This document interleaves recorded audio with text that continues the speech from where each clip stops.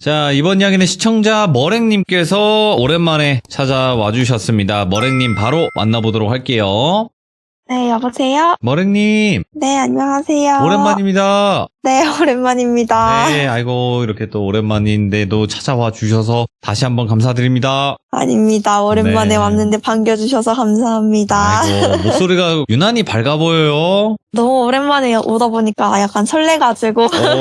그렇군요. 아이고, 반갑습니다. 네. 자, 이렇게 또 밝게 오셨지만 또 네. 무서운 이야기를 항상 들려주시는 분인데 네. 오늘 이야기는 어떤 이야기가 될까요? 오늘 이야기도 일단 무당집에 들어간 친구 이야기로 시작이 될 것 같은데요. 혹시 뭐 네. 어떤 문제가 있을까요? 이번에도 같이 있으면서 생겼던 일이긴 한데 친구가 많이 화가 났던 사연이라고 하더라고요. 예. 네, 자기 입장에서는 너무 화가 많이 났던 사연이기도 하고 그 사연 전에 제가 예전에 그 친구 이야기를 했었을 때 이후에 겪었던 이야기도 한번 조금 언급하고 넘어가고자 하는 이야기도 있어가지고 그것 조금 하고 친구 이야기로 넘어가고자 합니다. 알겠습니다. 그럼 바로 출발을 해보도록 하겠습니다. 렛츠가! 이리십니다. 머랭이죠?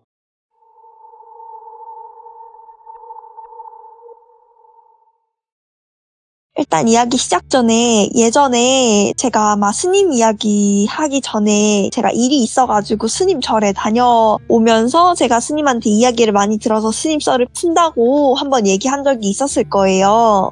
근데 그게 어떤 일이었었냐면 저번에 무당집에 들어간 친구 이야기를 한 마지막 이야기가 그 폭력적인 남자친구랑 헤어진 뒤에 교통사고로 죽은 남자친구가 뭐 부모님 꿈에 나와가지고 뭐 얘랑 결혼시켜달라 이렇게 해서 무당이 강제로 살아있는 사람과 영혼 결혼식을 시키고 양박까지 쳐가지고 그 남자친구가 악령이 되어가지고 붙어 다니면서 뭐 친구 몸까지 노렸던 그런 이야기거든요. 네네. 근데 그게 엄청 힘이 센 악령 이야기였는데 그 이야기를 전한 후에 제가 한 일주일 동안 엄청 고생을 했어요. 처음에는 별일 아니라고 생각을 했는데 길 가다가 갑자기 엄청 많이 넘어지는 거예요. 그냥 진짜 평평한 길이었는데 누가 발을 잡아 채는 것처럼 해가지고 진짜 그냥 평범하게 걸어가고 있었는데 그냥 쾅 하고 넘어지고 그런 게 한 4-5번 되다 보니까 온몸에 멍들고 다치고 이렇게 되고 자고 일어났는데 안 다친 곳에 멍이 생기기도 하고 그래가지고 이게 좀 이상하다 싶어가지고 제가 스님한테 전화를 했더니 스님이 당장 절에 내려오라고 하시는 거예요. 쉬는 날에.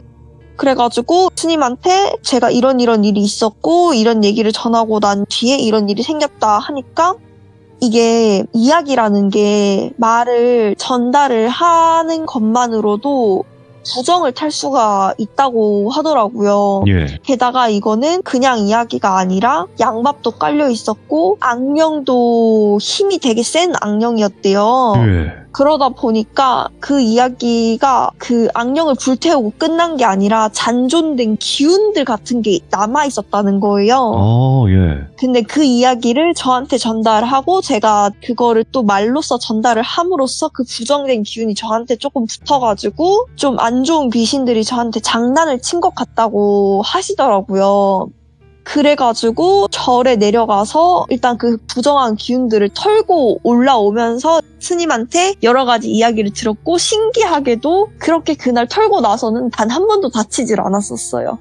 그래가지고 이게 되게 전하는 것도 굉장히 위험한 거구나라는 거를 되게 뼈저리게 느꼈던 것이기도 하고요. 네. 그래서 이번에는 일부러 친구한테 얘기는 하지 않았어요. 친구는 일부러 무서운 얘기를 듣지도 않고 이 이야기를 듣지도 않을 거기 때문에 괜히 미안해 할까봐 얘기를 하지는 않기는 했고요. 이번 이야기는 그렇게 또 뭐 부정한 기운이 있거나 이런 이야기 쪽은 아니긴 해가지고 저한테 옮길 이야기는 아니긴 해서 전달해드리는 거예요. 네네. 이제는 친구 사연으로 넘어가겠습니다.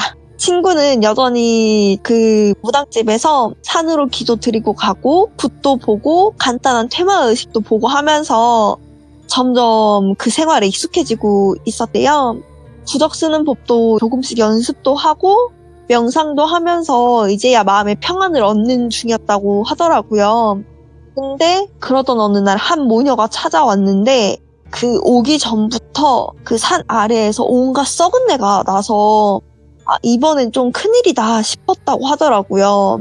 그래서 이미 마음의 준비를 하고 자기 그 비방들 있잖아요. 무당 선생님이 주신 염주 같은 거, 부적. 그리고 이번에는 금줄도 확인 제대로 하고 기다리고 있었대요. 똑똑 소리에 문을 열자마자 친구 눈에 제일 먼저 보인 게 그냥 까만 큰 덩어리였대요. 거의 작은 언덕같이 얼기설기 얽힌 영가들이 사람이 안 보일 정도로 엄청 둘러싸고 있었다고 하더라고요. 그 영가들 중에서는 제대로 몸을 갖춘 영가도 없고 제정신으로 보이는 영가도 없었대요. 그래서 미친 듯이 웃고 있거나 그 얽힌 와중에도 손을 뻗어서 그 휘적거리면서 바닥을 기어다니고 막 킬킬킬 웃고 막 뛰어다니고 이런 영가들밖에 없었다는 거예요. 그래서 친구는 그 모습을 보고 처음으로 구역질이 나서 바로 토를 하러 갔대요. 그러고 나서 다시 그쪽을 봤는데 점점 사람 모습이 흐릿하게 보이기 시작을 했는데 초췌한 중년 아주머니랑 앳된 어린 중학생 정도로 보이는 여학생이 보였는데 누가 봐도 생기도 없고 눈도 텅 비었는데 애가 엄청 생글생글 웃고 있는 모습이 정말 기괴했다고 하더라고요. 그러면서 그 애를 정말 이상하게 쳐다보다가 눈이 마주쳤는데 눈이 마주치자마자 또 역한 느낌이 올라와서 자기도 모르게 눈을 딱 피하고 그 욱하는 그런 거 있잖아요. 그러고 있으니까 갑자기 그 여자애가 친구한테 미친 듯이 다가와서는 팔을 부여잡고 언니는 보여요? 귀신 같은 거 보여요? 제 주변에 있어요? 이러면서 미친 사람 마냥 집착하면서 물었대요. 친구는 당황하기도 하고 악취도 있고 그 귀신들 때문에 시야도 잘 안 보이고 이런 것 때문에 정신이 없었대요. 근데 친구를 감싸고 있는 비방 때문에 영가들이 잠깐 물러난 상태가 돼버려가지고 그의 얼굴을 처음으로 봤는데 분명 아까는 생기가 없는 눈이었는데 갑자기 눈에서 광채라고 해야 되나? 광기가 눈에 싹 돌더래요. 그러면서 자신한테 귀신을 보냐고 물어붙이는데 이번에는 그 당황해서가 아니라 그 광기에 사로잡혀가지고 말을 제대로 못하겠더래요. 그러니까 그 애가 친구 보고 CX 보는 것 같은데 왜 말을 안 해? 이러면서 막 혼자 중얼거리더니 이런 덜 떨어진 X도 보는데 나는 왜 안 보이냐고! 이러면서 막 소리를 지르더래요. 그러면서 갑자기 바닥에 발을 쾅쾅 구르면서 발악하고 소리를 지르기 시작하더라는 거죠. 이제 그러기 시작을 하니까 제 친구는 완전 아연 칠색을 해가지고 쳐다보고 있는데 그때서야 이제 엄마로 보이는 중년 아주머니가 오셔가지고 애를 뜯어 말리더래요. 그만하라고 제발. 그러니까 애가 좀 진정을 하긴 하더래요. 근데 그 모습을 무당 선생님이 마상이 나와서 다 보고 계셨대요. 계속 지켜보고 있다가 들어오라고 하신 거예요. 친구도 자연스럽게 같이 들어갔는데 그때 몸에 붙어있던 그 악령 같은 영가들이 신당에는 다 같이 못 들어가더래요. 다 못 들어가고 다 떨어져 나갔는데 한 영가만 남아서 같이 들어가는 모습이 보였는데 그 모습이 너무 처참해가지고 친구가 엄청 놀랬다고 하더라고요. 옷은 한복같이 보였는데 색깔은 구분도 안 갔고 완전 넝마가 돼가지고 너덜너덜해져 있었고 전신에 살점이 다 떨어져 나가가지고 거의 해골처럼 뼈만 겨우 남아 있었다고 하셨고 그나마 온전한 게 손이었는데 그 손조차 한 엄지 2마디 정도만 제대로 남아 있었고 나머지는 진짜로 뼈조차도 제대로 남아있지 않은 그런 모습이셨대요. 예. 근데 같이 신당에 들어가는 걸 보니까 악령은 아니고 조상기 같은데 어찌 저렇게 참혹한 모습으로 있는지 엄청 안타까웠다고 하시더라고요. 그러면서 법당 안으로 들어가니까 그 아이 엄마는 지친 상태로 앉아 있었고 그 아이를 돌비라고 할게요. 그 돌비는 처음 봤을 때 모습처럼 해맑게 있으면서 무당 선생님한테도 자신한테 그런 것처럼 귀신이 보이냐, 언제부터 봤냐, 자기도 보고 싶다, 뭐 귀신을 보면 자기도 무당이 될 수 있냐 이러면서 미친 듯이 제잘거리고 있었다는 거예요. 약간 진짜 제정신이 아닌 것처럼 보였대요. 그러면서 아무리 평범한 사람이라도 그 정도 한 진짜 작은 언덕처럼 귀신들을 끌고 다니면은 억지로라도 아니면은 꿈에서라도 귀신을 보거나 약간 밤에라도 귀신을 보거나 이렇게 해가지고 눈이 뜨일 것 같은데 아직 귀신을 못 봤다는 게 자기는 신기하기도 했대요. 자기는 약간 좀 친구는 억지로 눈을 뜨게 된 상태잖아요. 그리고 자기는 보기도 싫은 귀신을 굳이 보고 싶다는 돌비를 이해할 수가 없기도 하고 어이가 없어가지고 쳐다보고 있었대요. 그러면서 무당 선생님은 그 제잘거리는 소리를 듣고 있다가 돌비 말을 끊어버리고 왜 그렇게 귀신을 보고 싶냐고 물으셨대요. 그러니까 돌비는 귀신 보는 게 얼마나 특별해요. 그리고 얼마나 재밌어요, 인생이. 이렇게 지루한 인생이 귀신을 보게 되면 얼마나 재밌어질 거예요. 그리고 저는 어렸을 때부터 귀신 이야기? 그리고 막 오컬트적인 거 이런 거 자기는 너무 좋아한다고. 그래서 좋아하는 걸 넘어서 이젠 자기는 그냥 귀신을 보면서 귀신이랑 함께 살아갔으면 좋겠다고. 이런 식으로 망설임 없이 대답을 했다고 하더라고요. 그 뒤에 그 대답을 듣고 무당 선생님이 돌비 엄마한테 돌비가 언제부터 귀신에 관심을 가졌냐고 물어보셨다고 하더라고요. 그러니까 이제 돌비 어머니께서 초등학교 때 자신을 아껴주시던 외할머니가 돌아가신 뒤에 요새는 그 TV든 유튜브든 미디어에서 엄청난 그런 공포를 소재로 하는 그 테마가 엄청 많이 나오잖아요. 네. 무당도 그렇고 뭐 흉가도 그렇고 영안도 그렇고 그런 종류의 테마가 하도 접할 수 있는 게 많으니까 그런 걸 엄청 많이 봤나 봐요. 네. 그러니까 자기가 아끼시던 외할머니가 돌아가셔서 자기 외할머니를 한번 보고 싶다고 생각했던 게 처음이었대요. 근데 그게 잘못된 집착으로 넘어가가지고 이제는 귀신을 보는 거에 집착을 하게 되더니 애가 조금 크고 나서는 그런 공포 카페 같은 것도 만들고 그 카페 사람들이랑 초등학생인데 흉가를 다니고 폐가를 다니고 혼자서 온갖 강령술이랑 강령술은 다 하고 학교에서 친구들이랑 분신사바는 그냥 약과고 이거를 수십 번을 했다는 거예요. 중학교 될 때까지. 그러니까 이제 그제서 이해가 되더래요. 그 많은 악령들이 어디서 왔는지. 그래서 그 어머님이 뜯어 말리기도 해보고 집에 가둬놓기도 해보고 오죽했으면 정신병원에까지도 보내봤대요. 근데 정신병원에도 보내봤는데 애가 어리잖아요. 그러니까 어머니 마음이 약해지시고 애도 학교 생활을 해야 되고 배울 게 있어야 되는데 그 공포 쪽 집착만 아니면 애가 너무 정상인 거예요. 그러니까 치료를 해도 그쪽 집착만 아니면 너무 정상이니까 정신병원에서도 딱히 할 게 없는 거죠. 그러니까 약을 먹여도 그렇게 애한테 크게 큰 약을 쓸 수도 없고 하니까 퇴원하기를 반복하다가 집에 가둬놔도 창문으로 탈출을 하고 이렇게 했다는 거예요.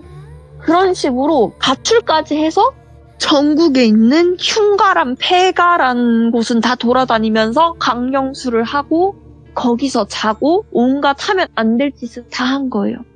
근데도 자신은 귀신을 못 봤다고. 자신은 귀신을 꼭 봐야겠다고. 이렇게 해가지고 하다가 이제 안 돼가지고 무당집까지 찾아오신 거죠, 부모님은. 그러니까 돌비가 흉가랑 폐가를 다녀오고 귀신들 다 붙여오잖아요. 그러니까 집안에 아픈 사람이 는 거예요. 돌비 자체는 자기는 귀신이 안 보이니까 계속 돌아다니는데 이제 자기들 눈에는 보이지만 그 일반적인 사람들 눈에는 귀신이 안 보일 거 아니에요. 근데 이미 엄청 덕지덕지 붙어왔으니까 당연히 산 사람한테는 안 좋은 기운이 계속 묻어나가겠죠. 집이랑 이런 데서. 그러니까 가까운 친인척부터 돌아가시기 시작하더니 집안에 가세가 기울고 아픈 사람이 많아지고 다치는 사람이 많아지고 막 우울증 걸리는 사람도 많아지고 이러는데 애만 혼자 괜찮은 거예요. 생글생글거리면서. 그래가지고 도저히 자제가 안 되고 내 딸이 맞는지 이제는 모르겠다. 애가 혹시나 귀신 들려서 이런 건 아닌지 싶어서 찾아왔다. 이렇게 얘기를 하신 거죠. 그래가지고 무당 선생님이 보시기엔 어떻냐 이렇게 물어봐가지고 무당 선생님이 말씀을 하셨대요. 빙의는 아니라고. 빙의는 아니고 처음엔 호기심이었을 거다. 호기심이 취미가 되고 흥미가 되고 집착이 돼서 이제는 거기에 광적으로 광신도가 된 것 같고 이제는 거기에 귀신까지 붙으면서 홀린 것 같다. 근데 아직까지 눈을 안 뜬 거는 그 외할머니가 손녀를 아꼈다는 그 외할머니께서 끝까지 눈 못 뜨게 손으로 눈을 가려주시느라 애쓰느라 그러신 거다. 근데 그것도 이제 끝인 것 같다. 외할머니 모습이 지금 어떤지 아시냐?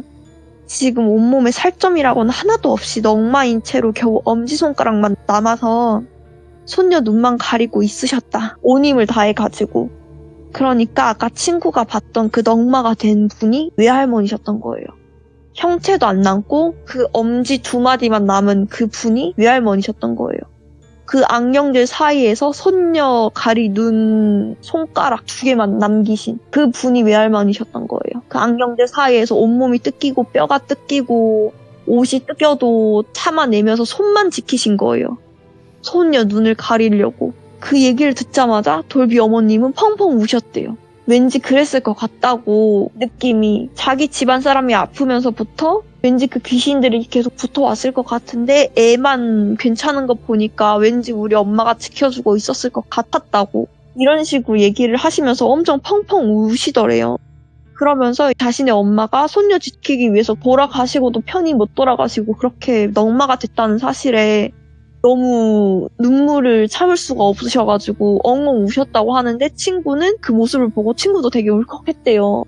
울컥하면서 그 손녀를 보는데 그 손녀는 그 와중에도 아무렇지도 않게 있다가 할머니가 자기 눈을 가리고 있다는 얘기를 듣자마자 그 행동이 엄청 충격적이었대요. 어떻게 행동을 했냐면 그 말을 듣자마자 돌비가 일어나더니 뭐야? 그럼 내가 귀신 못 보는 게 할머니 때문이야? 할머니가 뭔데? 뒤졌으면 곱게 뒤지지 왜 내 눈을 가려 이씨 X야 이러면서 내가 귀신 보려고 그 얼마 따랐는데 막 이러면서 허공에다가 주먹질을 하면서 꺼지라고 꺼져 할머니 따위 필요 없으니까 꺼지라고 내 주변에서 꺼져 나 귀신 볼 거야 이러면서 신랑에서 난리 부르스를 친 거예요. 그러니까 뒤에서 묵묵히 서 있던 그 넝마 투성이었던 외할머니 영가가 진짜 스르륵 주저앉더니 형체가 거의 안 남으셨다고 했잖아요. 진짜 몸이 그냥 들썩들썩 거리는 게 보이셨대요. 막 흐느끼는 소리가 들렸대요. 친구 귀에. 그 모습을 보고 있는 친구도 얼마나 그랬겠어요. 자기는 보기 싫어도 지금 보고 듣기 싫어도 듣고 맞기 싫어도 맞는 비치를 맞고 있고 괴롭게 여기 갇혀서 살고 있는데 쟤는 뭐가 그렇게 좋아가지고 귀신을 보려고 저 난리를 피우고 자기 조상신들은 자기를 지켜주지 못해가지고 자기가 이렇게 됐는데 얘 조상신은 돌비를 지켜주려다가 저렇게까지 돼가지고 넝마가 돼서도 저렇게 지켜주고 있는데 제가 저러는 게 너무 화가 나는 거예요. 그러니까 진짜 한 대 발로 차고 싶었대요. 너무 열받고 이래가지고. 그래서 너무 열받아가지고 진짜 그냥 일어나서 그 금줄 밖을 나가려고 했대요. 나가서 진짜 한 대 때리려고. 근데 무당 선생님이 진짜 엄청 무거운 목소리로 아가 한 번 눈을 뜨면은 다시는 감을 수 없고 살아도 사는 게 아니고 네가 다시 안 보고 싶다고 해도 평생 그럴 수 없을 거다. 넌 그래도 보고 싶냐고. 그러니까 돌비가 갑자기 고개를 휙 돌리면서 눈을 또 반짝이더니 자기는 보고 싶다. 나는 죽은 할머니를 또 죽여서라도 볼 거다. 이 말에 돌비 엄마도 충격을 받아가지고 그냥 말을 잃고 제 친구도 충격을 받아서 그냥 말을 잃고 자리에 앉았대요. 그냥. 와 쟤는 그냥 미쳤다. 그냥 미쳤구나. 쟤는 귀신을 그냥 보랐구나 이런 생각을 했다고 하더라고요. 무당 선생님도 그 말을 듣고서는 그냥 그 돌비를 보다가 그 뒤에 있었던 돌비 외할머니를 쳐다봤대요. 돌비 외할머니가 주저앉아서 흐느끼고 있다고 하셨었잖아요. 그러니까 마지막까지 지키고 있었던 게 돌비 외할머니니까 그 돌비 외할머니한테 약간 좀 어떻게 하시겠느냐라는 느낌으로 약간 쳐다보신 것 같았대요. 그러니까 돌비 외할머니도 이제 고개를 푹 숙이고 고개를 이렇게 저으셨대요. 약간 포기하겠다는 뜻으로. 그래서 무당 선생님이 알겠다고 하시고서는 돌비를 먼저 내보냈대요. 그리고 돌비 어머니한테 얘기를 했대요. 쟤는 이미 늦었다고. 비방을 하든 굿을 하든 뭘 하든 만약에 지금 데리고 있는 악령들은 어쨌든 흉가에서 모아온 애들이라 떨칠 수는 있을 거다. 떨칠 수는 있는데 얘는 이미 너무나 많은 부정한 짓을 부정한 곳에서 저질렀고 홀린 것도 있긴 하지만 자신의 의지가 거의 90%였다고. 이거를 다 쳐낸다고 해도 100% 쟤는 다시 가서 다시 할 애라고. 그리고 돌빈의 외할머니도 포기하셨다고. 그럼 이제 더 이상 지켜줄 사람도 없고 한 번 가면 얘는 눈이 뜨일 거라고. 네. 어떻게 하실 거냐. 내가 유일하게 도와줄 수 있는 거는 당신의 어머니 지금이라도 편하게 가시게 천도제 지내드리는 것밖에 없다. 이렇게 얘기를 하셨대요. 대신 돌비는 처음에는 눈이 띄어서 좋아할 테지만 그런 식으로 살아서 제정신으로 사는 사람 자기는 본 적이 없다. 대신 일찍 죽거나 미쳐서 평생을 살거나 아니면은 결국에는 정신병원에 박혀서 평생을 갇혀 살거나 셋 중 하나다. 네. 선택을 해라. 그냥 집에 가둬놓고 살 건지 아니면 놓고 살 건지 아니면은 진짜 포기하고 애를 죽게 내버려 둘 건지 어떻게 할 건지는 그냥 결정해라. 근데 나는 제 괘씸해서 나는 우리 집에선 쟤한테 굿 못 해주겠다. 비방도 못 해주겠고 굿도 못 해주겠고 비방 해봤자 쟤는 저 비방 다 버릴 애다. 와. 이렇게 얘기를 했대요. 그러니까 돌비 엄마는 어떻게든 도와달라고 빌었대요. 그렇죠. 자기 자식이 죽는다는데 홀려서 미치거나 죽거나 둘 중 하나라는데 근데 단호하게 아니라고 이미 늦었다고. 내가 아니더라도 어디를 가든 똑같이 말할 거라고 얘기를 했대요. 그러니까 돌비 엄마는 진짜 오열을 했대요. 예. 어쩌다 이렇게 됐는지 모르겠다고. 처음에는 분명히 내 딸은 순수하게 자기를 좋아하는 외할머니를 한번 보고 싶다는 마음이 시작한 건데 그때 말렸어야 됐다고. 그러면서 처음에는 그냥 안쓰러워서 내버려 뒀던 건데 이게 다 자기 잘못 같다면서 엄청 우셨대요, 거기서. 그러면서 결국에는 일단은 자기 불쌍한 엄마 천도제를 좀 지내달라고 얘기를 하셨대요. 그래서 천도제를 부탁하고 돌비를 데리고 돌아갔다고 하시더라고요. 그러면서 그 외할머니는 돌비를 안 따라갔다고 하시더라고요. 그러면서 그때서야 돌비 외할머니랑 얘기를 좀 나눌 수 있는 시간이 좀 생긴 거예요. 그러면서 그 돌비 외할머니가 그때서 입을 여시는 거예요. 자기가 잘못한 거라고. 자기가 늙어서 애를 너무 예뻐만 하느라 애가 자기한테 이렇게까지 좋아하게 될지 모르고 애가 자기를 이렇게 좋아해서 내가 죽어서까지 보고 싶어 할지 모르고 너무 잘해줬다고. 애가 나한테 집착이 생겨서 귀신한테까지 집착이 옮겨가고 이런 식으로 바뀌었다고. 이게 다 내 잘못이라고. 자기 천도제 안 지내줘도 괜찮으니까 우리 손녀만 어떻게 해줄 수 없겠냐 이런 식으로 부탁을 하셨더라고요. 근데 무당 선생님이 할머니도 아시지 않느냐. 이미 늦었다. 이미 손녀 계속 옆에서 보시지 않으셨냐. 이미 늦었다. 이러니까 고개를 또 푹 떨구시더래요. 아셨던 거예요. 부탁을 하시면서도 이미 늦었다는 걸 알고 계셨대요. 알고 계셔가지고 자기 잘못이라고. 자기는 천도제 받을 자격도 없다고 이런 식으로 얘기를 하셨대요. 그러면서 아니라고. 할머니는 하실 만큼 다 하셨다고. 이미 지금 있으시면서 살점이 뜯기는 고통과 그 악령들에서 손녀 보호하신다고 얼마나 많은 고생하셨냐. 야, 예. 지금까지 손녀가 무사할 수 있었던 거는 다 할머니 덕이다. 이 이후의 일은 온전히 그 손녀 본인이 감당해야 될 몫이다. 이제라도 그냥 편히 가셔라. 지금 넉마된 옷 제가 그냥 좋은 예쁜 한복 하나 지어서 올려 보내드릴 테니까 그거 입고 예쁘게 올라가셔라. 이렇게 하고 그냥 당나무에다가 그냥 작게 상 차려가지고 그냥 그건 공짜로 해주셨대요. 작게 상 차려가지고 한복 태우고 기도문 하고 올려 보내셨대요. 근데 끝까지 올라가시면서 할머니 울면서 올라가셨다고 하시더라고요. 그러면서 친구는 저한테 얘기하면서도 엄청 화난 목소리더라고요. 왜냐면 자기는 너무 끔찍했대요. 돌비 자체가. 왜냐면 진짜 자기 눈을 내어주고 싶었더래요. 자기 몸을. 자기 몸이랑 걔 몸이랑 바꿔주고 싶었대요.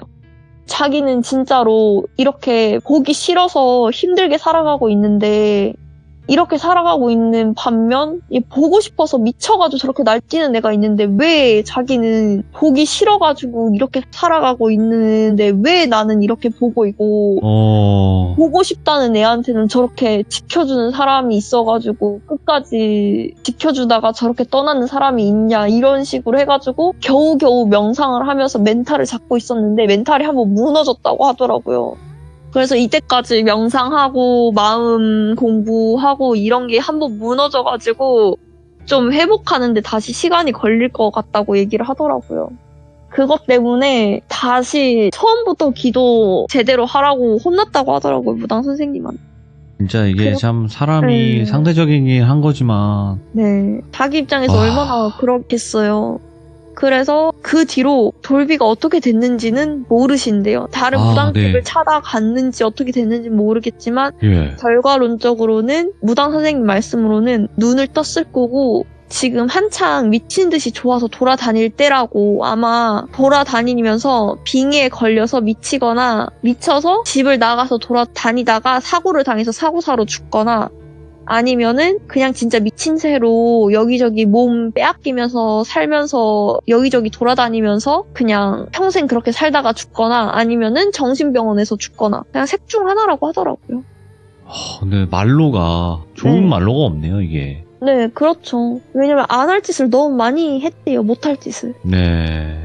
근데 머랭님께서도 오늘 이 이야기를 들려주신 이유도 있을 것 같은데, 그러니까 대부분 귀신이라는 존재가 우리가 과학적으로 증명이 안 되다 보니까 좀 궁금해하고 미스테리하게 생각을 하고 그걸 찾아보려고 하고 이런 경우들이 있잖아요. 저희 시청자분들 중에서도 궁금해하시거나 찾아다니시는 분들이 계시니까. 근데 그게 흥미고 취미가 되면 상관이 없고 이제 자신이 조심하고 금기사항을 어기지 않으면 상관이 없는데 그 모든 금기사항을 다 어기면서 돌아다니니까 그렇게 된 거죠. 그럴 수 있어요. 네. 그러니까 뭐든지 적당이라는 게 중요한데 그 아이한테는 적당이란 게 없었던 거예요. 사춘기인 것도 있었겠지만 이게 어렸을 때부터 너무 자극적인 콘텐츠들을 많이 접했던 것도 사실 문제가 조금 있었던 것 같아요. 근데 저는 잘 모르겠는 게 그래요. 그런 콘텐츠의 영향을 안 받을 순 없겠지만 그거를 아무리 보더라도 행하는 사람이 있고 행하지 않는 사람이 있는 건데 또 무언가에 우리가 모르는 그런 문제가 있지 않았었을까라는 생각도 들고요. 그러니까 그 아이의 성정도 있었던 것 같아요. 그러니까 아무리 떨쳐내고 그거를 해도 무당 선생님 말씀으로는 다시 찾아갈 애다라고 말하는 게 그 애의 성정 자체가 이미 거기에 홀딱 빠져있는 것 같다고 하더라고요. 그래서 이게 참으로 제가 방송에서도 항상 말씀을 드리지만 너무 깊이 빠지지 않는 걸 원해요. 저도 시청자분들이. 그렇죠. 그러니까 공감하고 슬퍼하고 저 내용이 정말 화도 나고 이런 경우들을 알고는 있지만 너무 깊이 빠지지 말고 이야기는 이야기대로 들어달라라고 얘기하는 거는 거기까지 해주시는 선이 가장 좋다고 판단을 했기 때문이거든요. 네, 그렇지만 오늘 머랭님의 또 이 사례로 인해서 좀 더 우리가 생각을 해볼 수 있는 그런 계기가 되지 않았을까 생각을 합니다. 다들 가시려면 몸 조심해서 다녀오시고 금기사항은 꼭 지키시고. 아이고 머랭님 오늘 또 바쁘신 와중에 이렇게 시간 내주셔서 너무너무 감사드립니다. 고맙습니다. 네, 감사합니다. 네. 귀신 보시는 분들은 귀신 보는 거를 저주라고까지 생각을 하셨다고 얘기도 많이 나왔었어요. 그만큼 많이 힘들고 주변 사람들이 끊어지는 그런 경우들이 많을 겁니다. 굉장히 어려운 상황들, 외로운 그런 길을 걷게 되는 일들이 많은데 그거를 단순 호기심, 그냥 재미로 생각을 해서 나도 그렇게 되고 싶다. 아니면 귀신이라도 봐서 무당해가지고 돈 좀 많이 만져보고 싶다. 이런 악한 생각을 안 하셨으면 좋겠다라는 의견을 다시 한번 드리고 싶네요. 시청해주신 모든 분들 감사드립니다. 고맙습니다.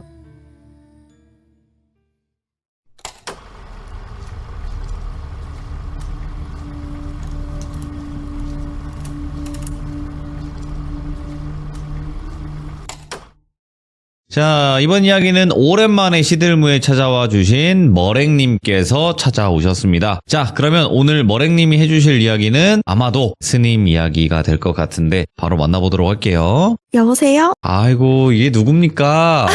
네, 안녕하세요. 목소리만 들어도 이게 기분이가 좋아지네요. 오늘 머랭님께서 이렇게 찾아와 주셨는데, 오늘 네. 해주실 이야기 머랭님께서 자주 들려주셨던 스님 이야기. 네, 맞습니다. 네, 오늘도 스님 이야기가 될 것 같은데, 자, 그러면 도대체 어떤 이야기로 찾아와 주셨는지 바로 출발을 해보도록 하겠습니다. 렛츠고! 기르십니다. 머랭이죠?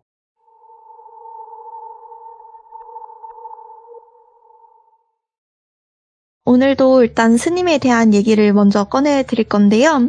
일단 스님이 계시는 절에는 되게 다양하신 분들이 찾아오세요. 일단 절에 다니시던 보살님들 중에 그 부동산 관련업을 하시는 보살님이 계셨는데 어느 날 일상적인 이야기를 하시다가 그 보살님께서 머뭇거리다가 자문을 구할 것이 있다고 하시면서 이야기를 꺼내셨대요. 이분이 부동산 관련업을 하신다고 했는데 그 당시 그분은 이제 개발될 만한 땅을 미리 사서 가지고 있다가 땅값이 오르면은 그 땅을 팔아서 이익을 남기는 일을 하시는 그런 땅도 좀 잘 보고 돈도 잘 굴리시는 분이셨다고 해요. 이번에 그 보살님이 땅을 소개를 받아가지고 산 하나를 보러 갔는데 위치도 좋고 본인이 듣기로는 근처에 이제 고속도로가 막 생기기 시작한 시대여가지고 그런 고속도로가 생긴다는 정보도 있어가지고 이 산을 위치상 터널도 뚫을 수가 있어가지고 가지고 있으면은 땅값도 오르고 금싸라기 땅이었다고 하더라고요. 근데 그게 가지고 있으면 되게 땅값이 오르는 금싸라기 땅이잖아요. 근데 이상하게 산 주인들이 산 크기나 위치상의 이점에 비해서 너무 싼 값에 계속 땅을 넘기려고 했다고 하시더라고요. 그래서 뭔가 빨리 팔아치워버리고 싶어 하는 것처럼 막. 그래서 다른 사람 같으면 약간 옳다쿠나 하고 바로 계약을 했겠지만 이 보살님은 싼 값은 약간 싼 이유가 있다고 생각을 하시고 혹시나 싶어서 문제가 있는 땅일까봐 조사를 해봤다고 했는데 문제가 좀 없는 땅이긴 하셨대요. 다만 이 산을 파려는 산 주인들의 집안 사정이 좀 안 좋다는 것뿐? 그래서 그냥 집안 사정이 안 좋아가지고 이 땅을 빨리 팔려고 하는 건가 싶으셔가지고 이 보살님은 양심상 여기 땅 가지고만 있어도 훨씬 오를 땅이니까 당장에 파는 것보다는 조금 가지고 있다가 나중에 고속도로가 생기고 터널이 뚫리려고 하면은 그때 보상을 받거나 아니면은 땅값이 더 올랐을 때 파는 게 집안 사정에 도움이 되지 않겠냐고 그런 산주인들한테 설명을 해줬대요. 근데 이상하게도 산주인은 그런 거 다 상관없고 지금 우리한테 필요 없는 땅이라 파는 거니까 신경 쓰지 말라고 했다고 하더라고요. 일단 보살님 입장에서는 좋은 건데 아무리 생각해도 뭔가 찝찝하기는 해가지고 계약서는 다 작성을 하고 도장만 찍으면 되는데 못 찍고 있었다고 하시더라고요. 근데 또 찝찝하다고 포기하기에는 되게 아까운 땅이셔가지고 붙잡고 질질 끌고 있다가 스님께 자문을 구하러 왔다고 얘기하셨다고 하시더라고요. 스님이 땅 기운이나 나쁜 기운 같은 걸 잘 보시니까 조금 부탁드리고는 싶은데 이게 개인의 사사로운 일이시잖아요. 그래서 너무 신경은 안 쓰셔도 된다고 보살님이 되게 어색하게 웃으시면서 얘기를 하셨는데 이상하게 스님은 그 얘기를 듣는데 왠지 그 산을 꼭 봐야겠다는 생각이 드셨다는 거예요. 뭔가 정확하게 뭘 보거나 느끼거나 그러진 않았지만 그냥 꼭 가봐야 될 것 같은 그런 느낌. 그게 강력하게 느껴지셔가지고 보살님이랑 거기가 이제 사유지다 보니까 산 주인이랑 약속을 잡고서 산을 보러 가시게 됐는데 산 입구에 도착하자마자 생각보다 산이 엄청 크시더래요. 또 코를 찌르는 썩은 내가 좀 느껴졌다고 하시더라고요. 그래서 엄청 인상을 좀 찌푸릴 정도로 썩은 내가 나셨는데 같이 온 보살님이나 산주인은 전혀 그 썩은 내를 못 맡았다고 하시더라고요. 그러고 나서 산주인을 보는데 그 산주인한테서도 그 산에서 나는 썩은 내랑 함께 약간 저주 같기도 하고 원한 같기도 한 게 몸에 덕지덕지 붙어있는 게 눈에 보이셨다고 하더라고요. 스님께서는 이제 일부러 그런 건 아닌데 냄새가 나니까 인상을 약간 찌푸리시고 산주인한테 혹시 이 산 무슨 산이냐고 물으셨는데 산주인이 엄청 퉁명스럽게 그런 거는 왜 묻냐고 스님이 살 것도 아니면서 막 이렇게 대답했다고 하시더라고요. 그것도 그렇게 산주인 입장에서는 계속 그 보살님이 계약을 할 듯 말 듯 질질 끌다가 이번에는 온다고 해가지고 또 계약을 하러 오는가 싶더니 상관도 없는 스님이랑 같이 와서는 뜬금없이 스님이 자기 보면서 인상 찌푸리면서 이 산 무슨 산이냐고 묻는데 당연히 기분이 좋을 리가 없잖아요. 그래가지고 이제 스님이 그러면은 이 산 내가 살 테니까 말해보라고, 원래 무슨 산이었냐고 이러니까 갑자기 산주인이 얼굴이 엄청 밝아지시더래요. 그래서 원래는 우리 집안의 선산이었다. 원래 선산은 잘 안 팔잖아요. 자기 집안의 산인데. 근데 웬만하면 그죠? 네, 진짜 웬만하면 정말 안 파는데 이게 선산으로 안 쓰게 되면서 팔게 됐다라면서 그냥 대답을 하시더래요. 그래서 스님은 이상하잖아요. 아무리 들어도. 게다가 냄새도 나고 이러니까 이제 산을 사려면은 나도 산을 조금 둘러봐야 하니까 좀 봐야겠다고 하면서 그 썩은 내를 따라서 산을 무작정 오르기 시작하셨대요. 두 분이 말릴 틈새도 없이. 게다가 이제 워낙에 큰 산에다가 이미 나 있는 산길로 가는 게 아니라 그 썩은 내랑 약간 원한이 느껴지는 곳을 따라서 올라가다 보니까 험한 곳으로 갈 수밖에 없었고, 뒤에는 보살님이랑 산주인까지 데리고 올라가다 보니까 조금 되게 늦게 올라가게 되시더래요. 그리고 스님은 약간 원래 조금 체력이 좋기는 하시는데 그 두 분은 엄청 헉헉대면서 겨우겨우 따라오시고 계시는데 한 2시간 정도를 그냥 나무를 헤치면서 올라가셨다고 하시더라고요. 진짜 큰 산이었대요. 선산 중에서도. 그러면서 엄청 헤치면서 올라가다가 큰 나무 하나를 헤치고 딱 나오니까 작은 공터가 하나가 나왔다고 하시더라고요. 근데 그 작은 공터에 굉장히 오래전에 집터로 쓰였던 곳으로 보이는 장소가 나왔는데 그 주변으로 풀이나 나무가 까맣게 죽은 듯이 하나도 안 나 있었고 땅도 다 말라 비틀어져 있었다고 하셨고, 이제 그 집터로 보였던 곳 역시 오래전에 약간 불탔던 흔적으로 그 새카맣게 이렇게 네모나게 이렇게 보이셨다고 하더라고요. 근데 그곳에 가자마자 완전 썩은 내 근원인 걸 아셨대요. 거기서 완전 썩은 내가 확 났고 이제 그 저주랑 원한의 근원지가 여기구나 하셨던 게 그 집터 한가운데에 새까맣게 탄 4명의 영가가 보이셨대요. 예. 그 새까맣게 탄 4명의 영가가 그 크기로 보아하니 제대로 된 얼굴도 안 보이시는데 그 어른 둘의 애기 둘 영가 같았는데 가족의 영가 같았고 눈에서는 피눈물이 엄청 많이 흐르고 있었다고 하더라고요. 그러면서 그 영가들의 눈이 제대로 보이진 않았지만 같이 올라온 산주인을 엄청나게 노려보고 있었다고 하더라고요. 그러면서 이제 그 산주인을 보면서 스님이 물어봤대요. 여기 혹시 누가 살았던 곳이냐고. 근데 오히려 그 산주인이 스님한테 이런 곳은 대체 어떻게 찾은 거냐고, 길도 없었는데 대체 어떻게 이렇게 이곳을 찾아서 올라왔냐면서 엄청 헉헉대면서 얘기를 했다는 거예요. 그래서 스님이 보아하니까 여기가 지금 올라온 산주인은 진짜 이곳에 대해서 하나도 모르고 있는 게 맞더래요. 거짓말하는 게 아니라. 그러니까 이 산주인은 그냥 한 30, 40대로 보이는 조금 산주인 치고는 되게 어린 편에 속해가지고 이 사람은 조금 모를 수 있겠다 싶어서 혹시 집안에 제일 큰 어르신이 누구냐, 예. 혹시 살아 계시냐 이렇게 물어봤는데 또 거기서 이제 경계 모드가 들어간 거죠. 그런 건 또 왜 물어보시냐고.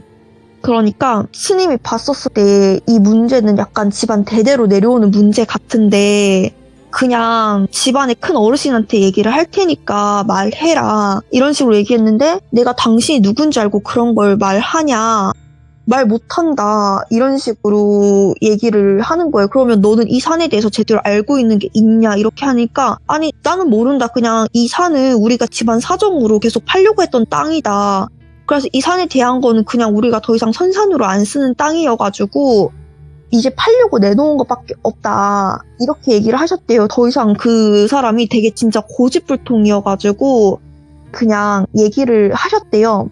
너네 집안에 지금 저주가 쓰였다. 너네 집안에 네가 알고 있는 조상 중에서 곱게 죽은 사람 없지 않냐. 그리고 너네 집에 이 산 선산으로 제대로 안 쓰여진 이유가 너네 집이 선산이라는 게 조상들이 돌아가시면은 무덤을 짓는 게 선산이잖아요. 그쵸. 선산에 네. 원래 조상님의 그 무덤을 이렇게 묻잖아요. 맞죠. 그 약간 네. 예자되는 매장을 했으니까 무덤을 묻으면은 그 무덤이 파헤쳐지거나 아니면은 비 같은 게 오면은 떠내려 가거나 아니면 썩거나 이러지 않았냐. 이런 식으로 대대로 너네가 내려오는 선산이라지만 이 땅에 조상묘 남아있는 거 있냐고 하니까 대답이 없더래요. 그러고 나서는 옛날에는 너네 집 나름 잘 살았지. 근데 이제 입에 풀 줄도 못할 것 같지 않냐고. 이 선산 예전부터 팔려고 했는데 계약 전까지 갔다가 취소되고 아니면은 계약했어도 취소되는 경우 많았을 거라고. 그리고 또 네가 알고 있는 사람들 중에서 조상들 중에 곱게 간 사람 없을 거라고. 이렇게 얘기하니까 진짜 그 사람이 엄청 당황을 하더래요. 예. 그거 다 너네 저수 때문이라고. 그리고 이 땅을 봐라. 너 지금 이 주변만 이렇게 죽어 있는 거 안 이상하냐고. 그리고 너 지금 남아있는 그 어르신도 건강하지 않을 거다. 내 말이 맞지 않냐. 그러니까 엄청 한숨을 쉬더래요. 그러면서 마지막으로 스님이 그리고 너도 곱게 죽을 것 같냐. 지금 너도 지금 저주의 기운이 적지적지 묻어 있는데 지금 말 안 하면은 너도 똑같은 꼴 당할 거니까 그냥 빨리 얘기하고 안내해라 이렇게 얘기를 한 거예요. 그래가지고 이제 그 사람이 전화기를 들더니 이제 조금 밑으로 내려가서 여기는 전화가 안 통하니까 밑에 내려가서 어르신께 전화해서 일단은 물어보겠다 여쭤보겠다 해가지고 산을 내려갔대요. 그러고 나서 다시 2시간에 걸쳐가지고 밑으로 내려가서 어르신한테 전화를 되게 속닥속닥 하면서 전화를 했는데 엄청 길게 통화를 하더래요. 그러다가 그 어르신이 허락을 했다고 선산이니까 바로 근처 마을에 자기네들 마을이 있었던 거예요. 그래가지고 제일 큰 어르신을 찾아갔는데 딱 봐도 건강이 되게 안 좋고 눈도 퀭하고 다크서클이 되게 진하게 덮은 얼굴이신 거예요. 근데 제일 큰 어르신이라고 해도 한 6, 70세 정도밖에 안 됐는데 얼굴을 보면은 거의 한 90세 정도 된 노인 같아 보이시더래요. 근데 그 어르신도 산주인처럼 엄청 짙은 그 썩은 내가 거의 2배 정도 더 많이 났고 저주도 한 2배 정도 많이 있는데 거기는 플러스로 죽음의 기운까지 같이 엄청 많이 붙어 있더래요. 네. 그러면서 이제 그 스님은 그 어르신을 뵙자마자 마주 보고 앉아가지고 어르신은 저 선산에 중턱에 있는 다 타버린 집 알고 계시죠? 이렇게 얘기를 하셨는데 그 어르신 눈에 되게 공포심이 깃드는 게 보였대요. 처음에는 되게 말을 덜덜덜 떨면서 나는 몰라. 나는 몰라. 아무것도 몰라. 막 이런 식으로 되게 공포심에 덜덜 떠시다가 스님이 이렇게 남은 자손들이 대대로 고통받아서 죽지 못해 근근히 사는 걸 보고 싶으시냐고. 그냥 사실대로 말씀하시라고 네. 하니까 그제야 약간 어르신이 정신을 제대로 잡고 얘기를 하시더래요. 자기가 굉장히 어렸을 적에 자신의 작은 아버지 가족이 거기에 살았대요. 근데 그때가 1940년도 때인가 50년도 때였는데 그때 한창 크게 유행했던 게 한센병이라고 아시나요? 알죠. 네, 나병이라고도 하고. 네, 나병이라고도 하죠. 그게 그 당시에는 치료제가 없었어요. 치료제가 없어가지고 거기서 걸리면 무조건 격리를 했었어야 되잖아요. 근데 이 집안 자체가 옛날에는 되게 나름 잘 살았던 집안이고 그 대대손손 그 종갓집이라고 하죠. 그런 집안이다 보니까 자기 집안에서 그런 사람이 나왔다는 거를 전염병 환자가 나왔다는 걸 알리고 싶지 않았던 거예요. 그러니까 처음에는 그 집 며느리가 걸린 거죠. 작은 아버지의 아내. 그 원래는 그 아내만 쫓아서 내보내려고 했는데 그 작은 아들이 죽어도 그럴 수 없다. 이렇게 하면서 그 집 사람들 다 내쫓아버린 거예요, 마을에서. 근데 그 당시에 나병 걸린 환자들이 어디로 가겠어요. 받아주는 데도 없고 예. 갈 데도 없다 보니까 선산이 엄청 크고 넓잖아요. 그러니까 거기서 숨어 살았던 거예요, 중간에. 그 집을 짓고 그 중간에서 숨어 살았는데 거기서 숨어 살다가 들킨 거예요. 들켰는데 그 집안 어르신들이 대노를 하신 거죠. 어디 감히 신성한 선산에 나병 환자들이 숨어 살았냐. 그것도 몰래. 그래서 그 가족들을 다 집안에 가두고 그 주변을 다 불태웠대요. 산채로. 예. 근데 그때 자기는 되게 어린 아이였대요. 되게 어린 아이였고 그걸 알면서도 자기는 막을 수는 없었다고 하더라고요. 근데 그때부터 자기 집안 어르신들한테 되게 안 좋은 일들이 일어나기 시작했다고 하더라고요. 그러면서 이제 똑같이 나병이 걸리거나 아니면은 사람이 점점 미쳐가거나 게다가 조상님들이 다 죽기 전에 똑같이 그 작은 아버지네 가족의 환영을 받다는 거예요.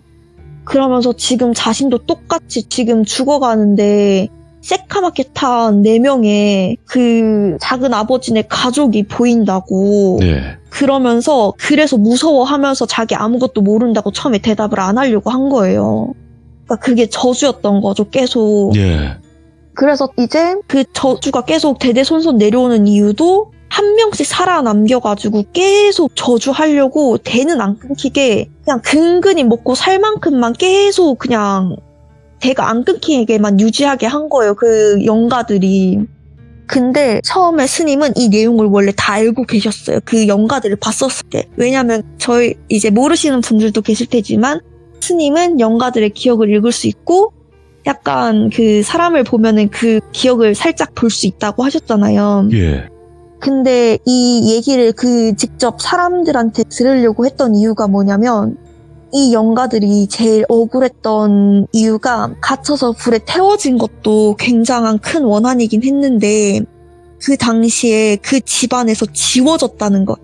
자기는 그 집안의 일원이었는데 나병 환자였다는 한센병 환자였다는 이유로 그 집안에서 쫓겨나고 족보에서 지워지고 예. 없던 사람처럼 자기는 자기 집안을 되게 소중하게 여기고 되게 자랑스럽게 여겼는데 그 병 하나 때문에 자기 가족이 다 몰살 당했던 게 제일 큰 원한이었던 거예요. 그래서 이 원한을 풀어주는 것 자체가 자기 집 이제 남아있는 자손들이 그것을 자기 입으로 자기 죄를 인정을 하는 것 자체가 원한을 푸는 조건이었대요. 그래가지고 스님이 그걸 듣기 위해서 그 어르신한테 안내를 하라고 하고 말을 하게끔 유도를 하신 거였던 거예요. 그래서 지금 아무것도 모르는 그 산주인한테는 들을 게 없었던 거죠, 스님은. 그래서 그 어르신한테 유도를 한 거고 말할게. 그것만으로도 약간의 원한이 풀렸고 100% 원한이 풀릴 수는 없대요. 그 사람들이 너무 오랜 기간 원한을 했고 너무 불태워 죽인 것 자체가 큰 잘못을 했기 때문에 네. 그래서 일단은 진실을 인정을 하고 잘못을 뉘우치긴 했는데 이미 진짜 잘못한 사람들은 다 돌아가셨잖아요. 그래서 지금 할 수 있는 거는 이제 그 사람들을 다시 가족으로 인정하고 죽을 때까지 제사를 지내라고. 지금부터라도. 야. 대대손손 이 사람들을 가족으로 인정하고 꼭 제사 지내라고. 그러면은 이제 저주가 더 이상 몸을 갉아먹지 않을 거고 이제 집안이 가세가 기울거나 몸이 아프거나 미치거나 이런 증상이 없을 거고 저 선산에 무덤을 만들거나 해도 뭐 나무가 썩거나 무덤이 뭐 떠내려 간다거나 이런 거 절대 없을 거라고. 야. 대신에 그 영가들은 그 산을 떠나진 않으실 거라고. 예. 그렇게 얘기하고 그 산 이야기는 끝났습니다. 그리고 그 부동산 업자분은 네. 그 산은 사지 않는 걸로 잘 마무리가 됐습니다. 그러니까 이게 귀신이라는 존재가 그냥 떠도는 귀신들이 아니라 어딘가에 털을 잡고 그 원한이 가득한 그 존재가 됐을 때가 조금 우리가 말하는 흔히 무서운 그런 쪽이 되는 거잖아요. 네, 원한령이 돼가지고 그러니까 그 산에는 어떤 걸 못하는 거죠. 네. 네. 그러니까 말 그대로 그들의 집이니까. 네, 그래서 처음에는 거기에 원래 뭐 공사 예정도 있었다니까 그래서 그 산을 못 팔게끔 계속 그 기대 심리를 계속 줘서 그걸 못 팔게끔 가지고 있게끔 약간 홀리게끔 만들었다고 하더라고요. 영가들이. 네. 근데 결국에는 그 산은 안 팔리고 그쪽으로 뭐 도로도 안 나는 그냥 헛소문이었다고 하더라고요. 오늘 머랭님께서 오랜만에 이렇게 찾아와 주셔서 또 섬뜩한 이야기를 전달을 해주셨습니다. 그리고 머랭님이 안 본 사이에 말씀을 훨씬 잘해 주셨는데. 그래요? 저 너무 오랜만에 해가지고 근데- 너무 떨려서. 근데 머랭님 사실상 머랭님도 짬밥이 좀 되시잖아요, 시들모. 근데 진짜 너무 오랜만이어서 저는 사실 오늘 말실수 되게 많이 했다 이 생각을 너무 많이 해가지고 아니에요. 듣는 분들이 불편하진 않으셨을까 네. 걱정 많이 했는데. 머랭님은 진화형입니다. 아유 감사합니다. 계속 아직 진화하시네요. 부족합니다. 아, 너무너무 감사드리고 다음번에 또 언제든지 편하실 때 부담 네. 가지지 마시고 와주시면 고맙겠습니다. 감사합니다. 네. 자, 머랭님께서는 굉장히 여러 가지 이야기들을 많이 들려주셨어요. 직업이 간호사시기도 하니까 간호사 직업괴담도 들려주셨고 또 아시는 스님 이야기도 들려주셨고 굉장히 여러 가지 이야기들을 많이 들려주신 분이거든요. 그래서 돌비 머랭이라고 검색하시고 첫 번째 이야기부터 쭉 한번 들어보시는 걸 추천드립니다. 네, 아직 안 들어보신 분들 분명히 계실 거라 생각하고 꼭 들어보시길 바라겠습니다. 감사합니다.